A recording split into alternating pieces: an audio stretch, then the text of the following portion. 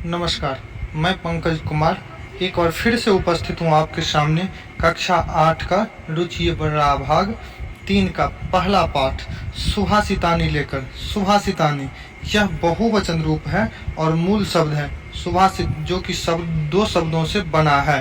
सु अर्थात भाषित, सुंदर, सु का अर्थ सुंदर और मधुर, भाषित का अर्थ वचन यानी वाणी।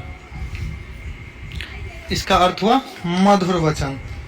चलिए, अच्छी बातें तो इस पाठ में दिए गए हैं कुछ श्लोक के माध्यम से। अच्छी बातें चलिए हम पढ़ते हैं। पहला श्लोक है गुणा गुणज्ञेषु गुणा भवन्ति ते निर्गुणम प्राप्य भवन्ति दोषाः सुस्वादुतोयः प्रवहन्ति नद्याः समुद्रम आसाद्य भवन्त्यपेयः।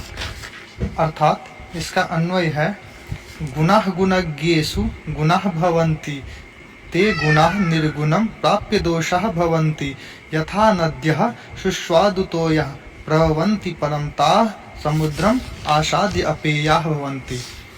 अन्वय को हम इस प्रकार कहते हैं, अर्थात गुणाः गुण अच्छी बातें, गुणज्ञेषु गुणवान व्यक्तियों में, भले लोगों में, गुणाः यानी गुण दोनों एक ही शब्द है, भवंती होते हैं।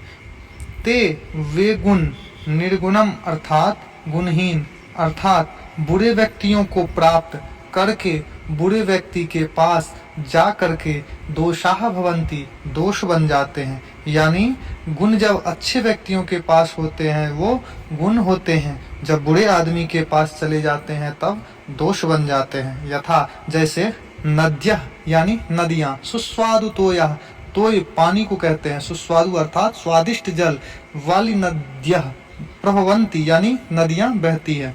यानी जब तक नदी में होता है तब तक स्वादिष्ट होता है, उससे हम सिंचाई कर सकते हैं, उसे हम पी भी सकते हैं। परंतु ताः यानी वे नदियाँ समुद्रम आसाद्य समुद्र को प्राप्त करके, अर्थात समुद्र से मिलते ही अपेयाः भवन्ति यानी ने पीने योग्य हो जाती है। अर्थात गुण जब तक गुणी व्यक्ति के पास होते हैं तब तक गुण होते हैं, परंतु जब वे गुण निर्गुण अर्थात गुणहीन व्यक्ति के पास चले जाते हैं तो वे दोष बन जाते हैं। जैसे स्वादिष्ट जल वाली नदियाँ बहती हुई समुद्र से मिलते ही अपेय न पीने योग्य हो जाती है।